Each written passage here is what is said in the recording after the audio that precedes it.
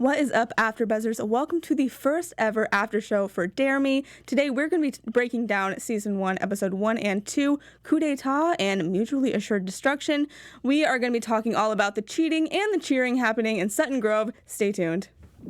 I'm Maria Menounos, and you're tuned in to AfterBuzz TV, the ESPN of TV talk. Now, let the buzz begin. What is up, AfterBuzzers? Welcome to the first ever after show for Dare Me. It's a new USA show. I'm so excited to be breaking this down. My name is Taylor Gates. I'm joined by a very lovely, amazing panelist today. My name is Eboné Chatman. How are you doing? I'm so excited. I'm so excited you're here with me. I'm ready to break this down, analyze it. This is genuinely, I know the year has just started, so this is maybe premature, but this is one of my favorite new shows of the year. It's so good. I'm just so excited about it. Tell me a little bit about what kind of attracted you to the show. Because it's based on a book, had you read the book? Were you like a cheerleader in high school? Like, what kind of drew you to watching this? You know, that's hilarious. I wasn't a cheerleader in high school, nor did I read the book, but it was just like the trailer that I watched just seemed interesting. So I am like a weirdo. I'm into like dark murder, creepy, like mystery things. So that's really what drew me in. Like the trailer seemed kind of dark, like there was something crazy about to happen and I just needed to know. Absolutely. I was also not a cheerleader in high school, though I love to watch like cheer TV shows, like whether it's a documentary or like Bring It On, whatever. I think it's just such an interesting sport, especially because it is so much more cutthroat and intense that a lot of people get credit for.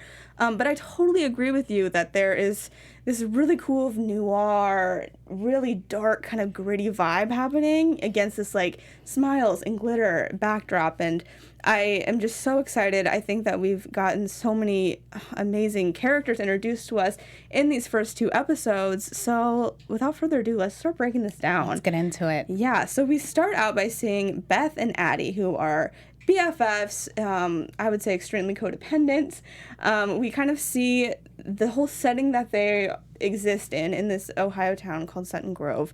We see the setting has a lot of stores that are shut down. Doesn't seem like there's a lot to do, which kind of means that you're going to find yourself into some trouble. Getting into some trouble, absolutely.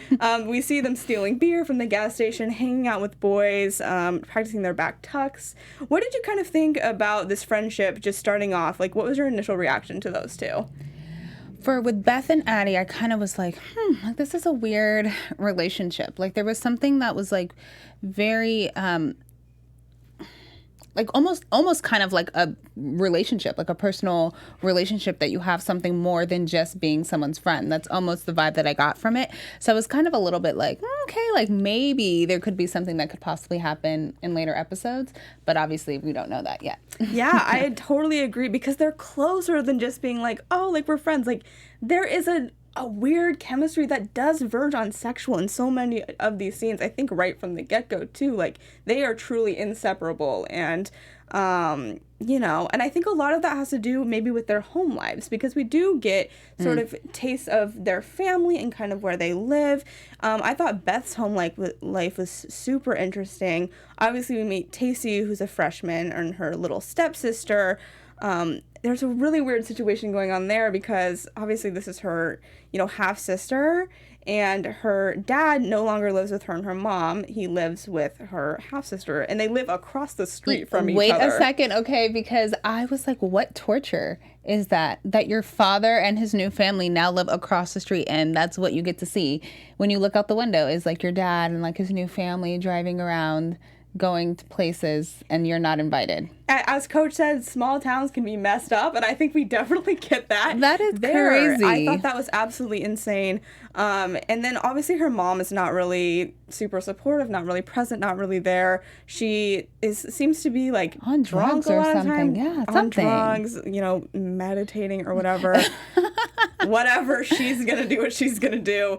But at sort of the end of the first episode, we see that her and her dad and her mom are hooking up again, which I feel like this is probably a pattern. I don't think this is the first time. Did you get that same sort of vibe? Totally. He just seemed like way too comfortable in the house. Like she seemed when Beth caught them, she kind of was like, what the heck are you doing here? Here we go again. Yeah, exactly. Like I expected, like not that she expected it, but that she's not surprised. Exactly. That it happened. And so I think it makes a lot of sense why she's sort of gravitates towards Addie so much, because Addie does kind of give her the attention she wants, and kind of like, I don't know how to describe it, but she gives She's like her a good support system. Exactly, she's a good She's support stable. system. She's always there for her. Exactly, and obviously her mom's not giving her attention she wants. Her dad is more concerned with, Tacey and her, his new wife, that he's not really paying attention to her. So I think she just wants someone who will sort of take her seriously. Yeah, and she's crying out for help. She absolutely needs is. attention. Someone needs to give Beth attention. For sure. And then we sort of are introduced to Addie's home life. Her mom is, I would say, a lot more present. She has like a steady job that we see. She's a cop.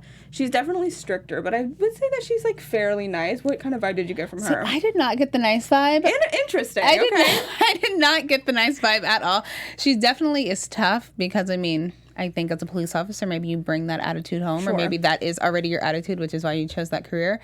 But I did not. She just seems unsupportive. She seems like very hard on Addie for no apparent reason from what I could see. So I was just like, like the vibe already was just really like, okay, Addie has also like a home life kind of, it's a little rough, because her mom is tough and then present, but just not like supportive. She finds that with her friend Michael, Sure. I get what you're saying there, because Addie says that she wants to get out of this town. Like, she wants to go get a cheer scholarship to a bigger college, and her mom is just like, well, that's way harder than it looks. Like, she's kind of pushing community college on her. I think that her mom maybe has good intentions and wants her to, like, not be disappointed if she doesn't get the things that she wants, but I totally understand how it's like, that's probably really discouraging for her when she has these big dreams and she's only 16 or 15, whatever. She's in high school. So, that's like the time when your mind's the most absorbing information and trying to figure out what you want to do. So if you have an adult telling you, like, no, this isn't going to be your, like, that shouldn't be your path, then it's kind of hard to, like, want to follow those dreams still. Yeah, I totally get that. Which is why it's really interesting to see Addie and Beth's relationship kind of start to crumble a little bit when this new coach comes in, Colette French. I absolutely love her entrance, walking through that parking lot with the, like, sunglasses. She's just, like, strutting in. I love the line, like, she's coming in like an OG. Right. I was like, ooh, we are in for quite a surprise, I think, with her. What was your initial thoughts on her entrance? Were you, like, a little bit taken aback by her, too? I thought it was really funny, because I know, just to back up for a tad, it was when Beth was like, oh, she's 28, she's ancient. Like, she's ancient, yeah. Oh, my gosh. I was like, I'm almost there. Yeah. Ooh, no, that hurt. Right. But when the coach came in, honestly, she looked a lot younger than I had pictured her. But, they said 28, which is almost 30. But the way she came, she looks like one of them, honestly. She kind of acts like one of them a little bit, too. Yes. Yes, she does. She is tough, though. This first practice, she's not only making them run all these drills, but she's insulting people, for their weight. She says she doesn't see a squad yet. She doesn't see her top girl yet. So she is coming in with, like, guns blazing. She's not even getting to know them. She's just like, yeah, here's all the things that you guys need to fix about yourself. Which I was like, oof. I can't imagine this is going to go over well. No, not at all. And I feel like if someone, if you had a coach that was telling you that you're too big and we don't do this over here and fix this, fix that, I feel like you would be having a little resentment as well. Or maybe trying to prove her wrong. I don't know. That's true. And I think both of those options that you're saying, we definitely see come out with different characters. There's immediate tension with Beth, which, like, hello, duh. Beth is used to being in charge. She's the one who's making them run up and down the bleachers 8 million times. Right. She almost thought that was like her team. She was the coach. So she feels like now that Colette has come in and kind of claimed a spot on the team, she is not having it at all. Yeah, her territory is threatened for sure. And she's not having that. She's not going to go down easy at all, especially when Coach decides to put Tacey on top. Of all people, she's going to put whatever they said, like 100 pounds of hair or something. I love poor Tacey. That girl, that poor girl. She gets it rough. That one. It truly does. But that's like the biggest slap in the face. Her half sister, the one she's already competing with all the time for her dad's attention. Right. Whew. Ouch. And so I love that Beth is is testing those boundaries right away. She has her phone out. She's like talking disrespectful. I was like, oof, this is not going to be, you know, immediate love connection between these two, definitely. But we do see that Addie is a little bit intrigued by the coach and not really super acting out. I think that she just is more like intrigued and kind of wants to get to know more about her.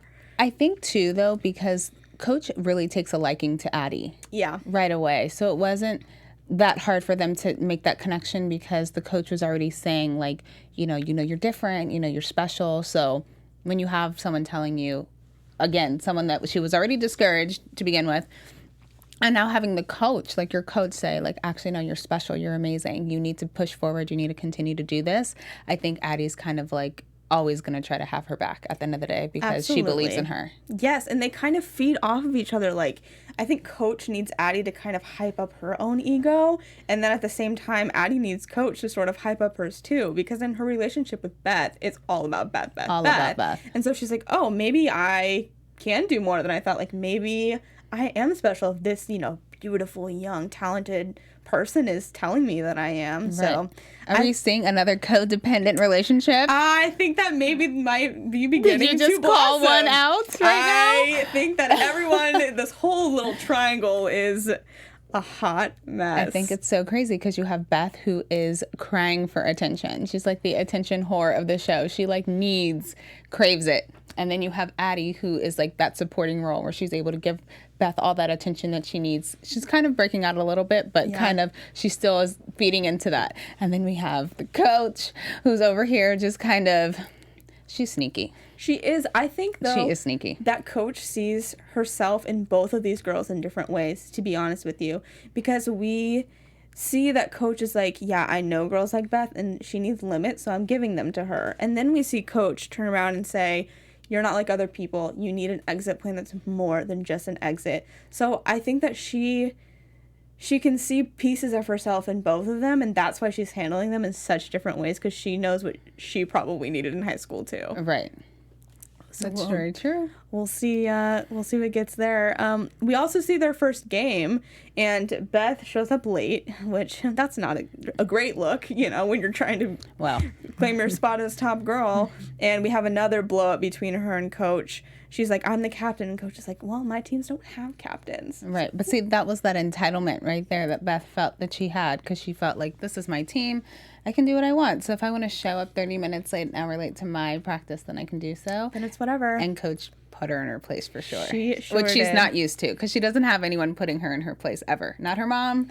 Her dad's distracted. So the coach is the first one, so she's definitely rebelling against her. Do you think she needs those boundaries that Coach is saying? Oh, 110%. Yeah. Like, if someone doesn't slap her, I will. Like, yeah, she 100% needs boundaries. So I'm glad that Coach is there to kind of give her a little smack.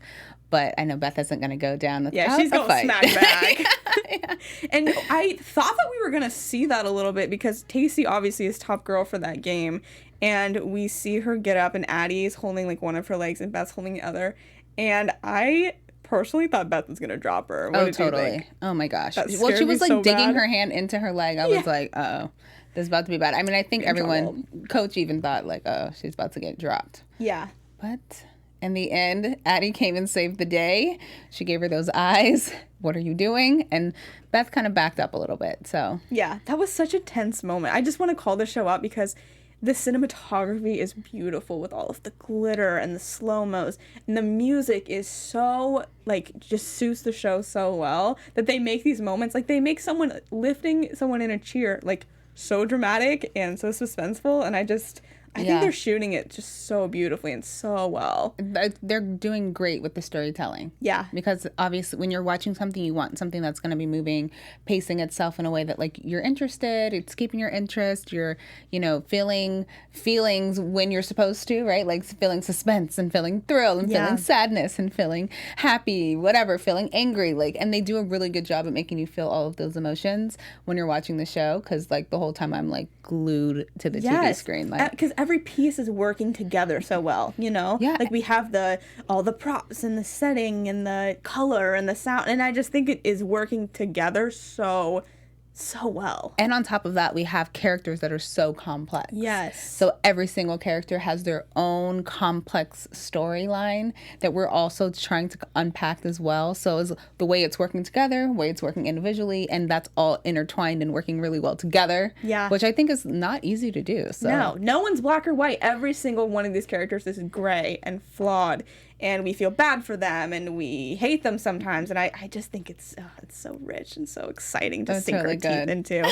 Another, one of these really interesting dynamics is the coach in this town, because she grew up like 2 towns over, and so she kind of knows this area already, and people kind of know her. And she's kind of reluctant to get back into it, I feel like, because Rai Rai's mom, or Riri's mom, I think it's Rai Rai, invites her to like a booster brunch, and she completely blows her off. She's like, no, I don't have time to do that. Like, I can't. Why do you think that she's so reluctant to like participate in some of this stuff? See, I had the same question, because I kind of was like, why? Like, I don't know. Maybe she doesn't want to get close to the moms.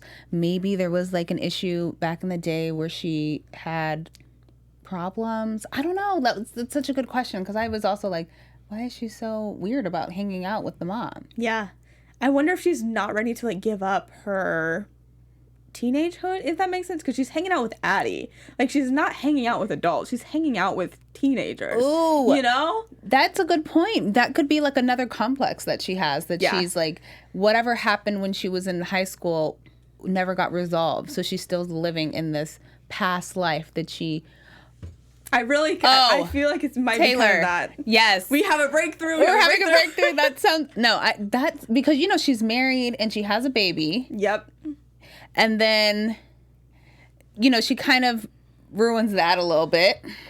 Yeah, let's talk about that right now. Let's just bring all of that up. We are introduced to Mr. Coach, her husband.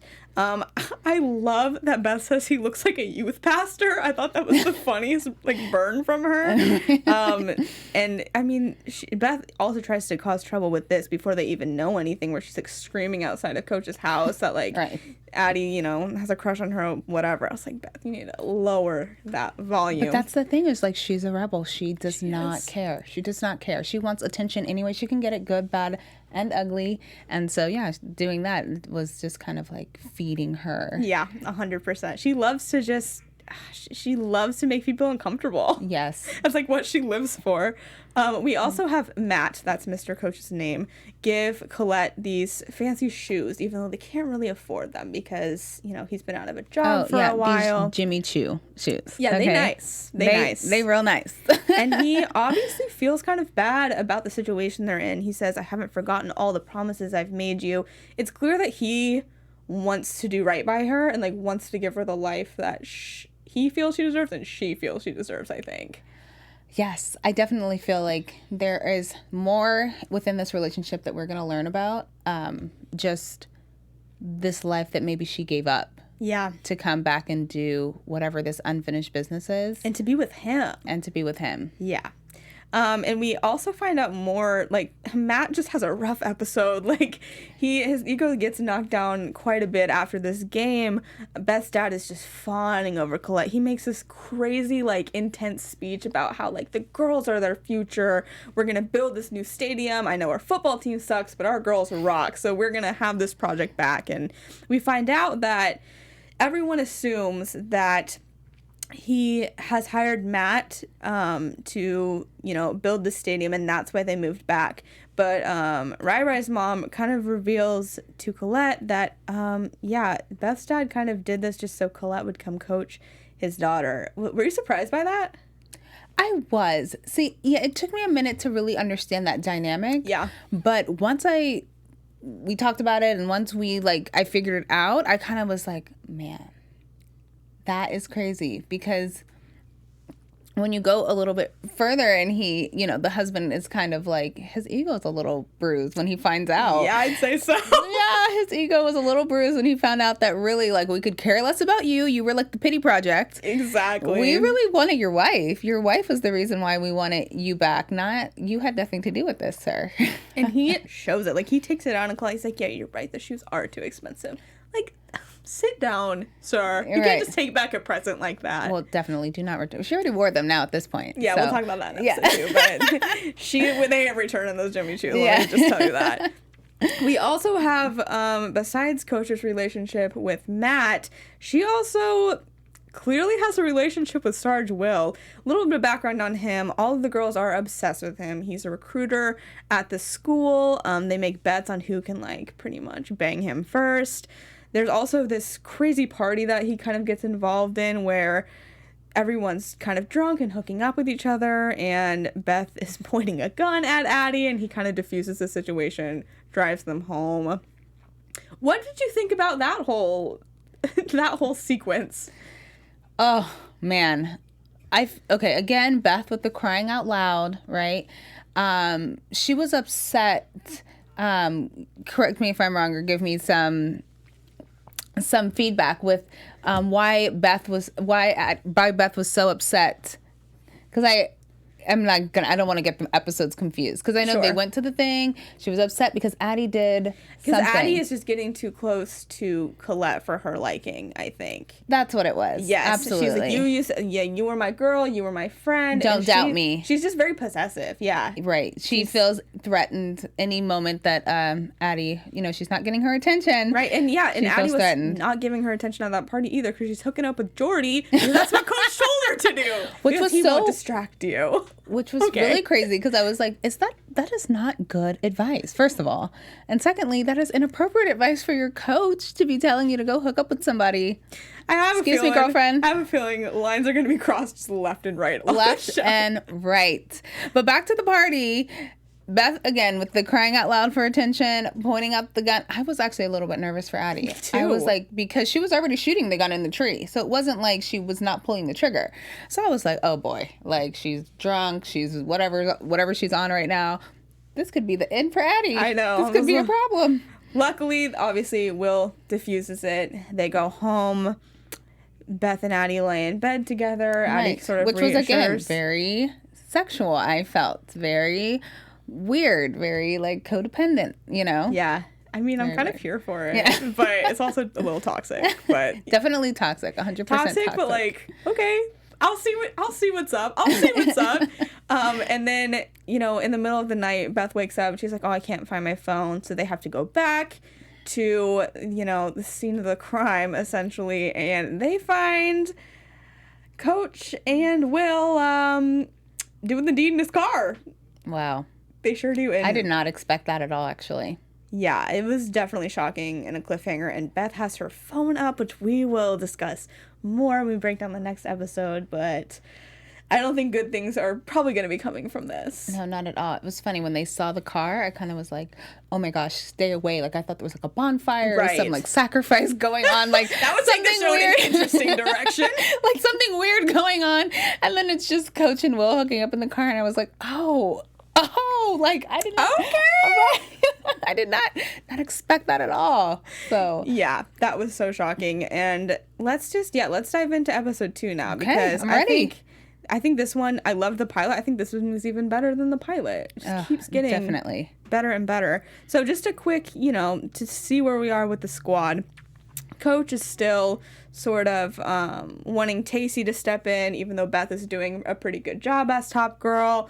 I love the like veiled threats that they make to each other, Beth and Coach, about like, I didn't see a lot of self-control on Friday. And then Coach was like, well, I need, this squad needs to trust each other. And I was like, oh, you guys are so obvious right now. I think that whole relationship is so strange and dirty. Like with Coach trying to kind of like persuade Addie and Beth to be like on her side, and like talk. And it's ironic that she's talking about trusting and being loyal and whatever else, but yet she's not doing that with her husband and in her relationship. Yeah, she's sure not. After practice, where we find out at practice, they might make it to regionals if they have this video and the video's good. Cool, we'll probably see more of that later, but after practice is where the juicy stuff starts. Like you said, she's really trying to convince them to keep quiet about this, and they say they will. I'm not sure I believe Beth, although I did love the line, like, who's gonna believe us even if we wanted to tell? Not even teenage girls believe teenage girls. I thought that was just such a good quote. It's such a good quote and so true, but at the same time it was kind of like a little cat and mouse game again that she was For still sure. playing with Coach to be like, yeah, whatever. I mean, even if we were to say anything, No one's gonna believe us. Yeah. Right. Exactly. I love our Beth voice. No one's gonna believe us. Right. But it was like, yeah, but I mean, somebody would believe you. Yeah. Just maybe. You know what I'm saying? Just maybe. If you're putting information out there, like, maybe it won't go anywhere at the second, but like, people recall things. For sure. You hear stuff. Oh, yeah. Then it becomes an investigation. So. Absolutely. And we kind of get Addie sort of calling her out for this. They're outside of this like gas station convenience store, and I think it's so funny but also sad that they're spitting the cookie out after they take a bite of it, because I think they want to like obviously keep thin or whatever, because Coach is very like, oh, you have to be like a size 0 to be on the squad. Right. But I just love that little detail. But Addie was like, you don't even like care about this, like you get bored of things, why are you so like, you know, why are you so adamant about kind of bringing her down? And Beth's like, well, there's nothing boring about Coach's lurid affair or whatever. I mean, isn't that so true? I kind of I agree with Beth. Yeah. There's nothing boring about that. There's nothing boring about this. Nothing at all. And on top of that, you're in a small town. Like, what else is there to do? Exactly. The gossip is all we have. All we have. All we got. And Beth sort of teases Addie. She's like, oh, if only we had that picture, but you know, you ripped the phone out of my hand before I could get it. And Addie's like, well, I think she's playing me. Like, I think she has the photo. And so we get them sort of going back and forth in a couple scenes about, does she have the photo? Does she not? Does Addie trust her not to look on her phone? Right. Addie eventually steals the phone when she's in the shower, and she goes to unlock it that night. And lo and behold, what is Beth's password? Addie. Which I was like, okay, this is just keeps reinforcing the fact that this is not a healthy relationship. At all. I think it's very creepy to have your best friend as your password. I'm sorry. It's a lot. It's just a lot. It's very weird. And there's this app called Hider Hole asking for a password there, which sounds pretty sketchy. Sounds like you'd want to hide something in there. One of my favorite moments of this episode is Jordy texts her and it's like, I'm so hard right now. And Addie just goes, yeah, well, can you unlock like this password? I don't care. I don't care at all. I thought that was so funny. She's so disinterested. She's like, that's great. Right. Help me hack this phone now. But it's funny because Jordy likes her, so he's going to do whatever she Of says. course. So it's very like... Honestly, like, I feel like Addie sort of has the upper hand in that, kind of like Beth has in their relationship. Like, totally. she needs someone that she can boss You around. need a balance. Exactly. You gotta find somebody. Yeah, she needs to be, you know, she needs to reign over someone. It's gonna be Jordy. So he keeps trying to do that. Beth confronts her at the school. She obviously knows that Addie has it and makes that pretty clear. Right. And then nowhere is that clearer than when Beth and Rai do their little stop chant thing at the bar. Right. And ask if, you know, Addie has FOMO. I'm like, I think Beth knew the whole time, but she likes to tease her. Totally. It's like a torture game for her. This is what gets her off. Like, she's very excited about the fact that, like, she has the upper hand. She feels like she's smarter than Addie. She feels like she can control her. Yeah. And she kind of does that, though. She kind of does. Eventually, Addie gets the idea to look in the trash, and it turns out there's nothing on the phone where you can see either of their faces, so it seems like they're in the clear. For now. We see Beth sort of through this whole debacle with the phone. She asks her dad for money. He gives it to her. And she gives the money to her mom. What did you think about that? I'm trying to figure out why she was giving the money to her mom. Does her mom work? I don't know. I never see her leave the house. She is always in that 90. So I have no idea. Like, living off her child support, pretty much. What else could you be giving your mom the money for? Because the mom seems like she's doing drugs. I wonder if it is drugs. Oh, that would be so sad. So it's like, what are you doing? Oh, that's such a good prediction. Right? Because then it's kind of like, again, another dependent relationship, right? Like, I need you to go talk to your dad, get the money so that I can go buy my drugs and do whatever I do. Why'd you say that? I'm so upset. I think you're right, though. It has to be something weird because there's no reason. Like, I was thinking, like, listen, if it was me, I'd be keeping that money. How much money was like a couple $100? Yeah. I would have kept that money.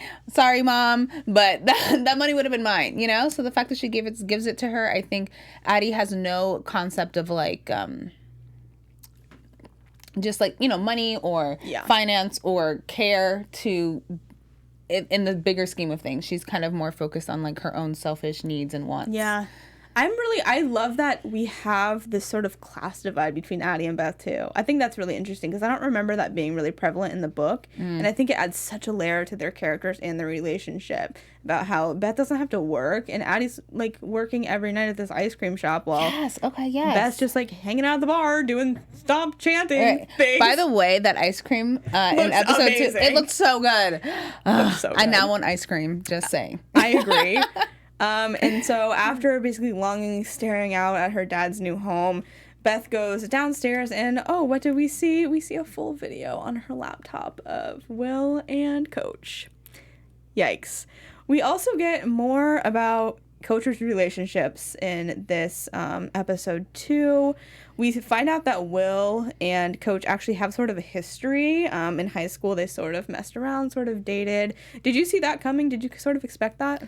I mean, there had to be a reason why she was hooking up with him, right? Yeah. Like in the end of the episode 1. So I kind of was like, okay, there has to be a reason. The reason was I didn't know exactly, but it makes sense. Like the connection. Okay, they had a history in high school. They were together. They hooked up. Whatever. I find it interesting though. My another prediction is that Colette left Will heartbroken. Like she broke it off with him. She left him heartbroken. Nothing ever comes good from a broken heart. I'm sorry. There has to be some type of revenge. Like, there's no way he's just going to sit down and, like, let her be married in peace. Yeah, it's a lot. And we see that, like, you know, Coach is like, okay, I want to cool this off. Like, I have a lot of eyes on me. I don't want to do this. She toys with the idea of going to see him again, like, that night. Right, she's but gonna then lie to she her doesn't. husband, but then she doesn't. But there's still obviously that sort of longing there. And then everything kind of is a catalyst for once Will gives Addie the hair clip that Coach left in his car. And he kind of tells her more, oh, yeah, we had a history. Our life went in different directions, whatever. Right. And so Addie decides, okay, well, this is the perfect chance to get closer to Coach is what I'm kind of thinking, like, was her motive for going to give her the hair clip. And we get this scene of Addie in Coach's house. What did you think about all of what transpired there? Again, this like codependent relation. Like Addie needs her, loves her, wants her to be there, you know, to support her, and so she is very excited to, you know, Coach invites her in the house. Oh, blah blah blah, and then Addie goes. You know, they already have the conversation because Addie already knows that she's been sleeping with Will. Who gave her the hair clip? Will. So obviously they had to have seen each other. So now Coach knows that they saw each other already, right? And then Addie goes ahead and actively participates in the bad behavior, saying that she was going to go ahead and watch the baby while Coach goes off and gallivants with her little rendezvous.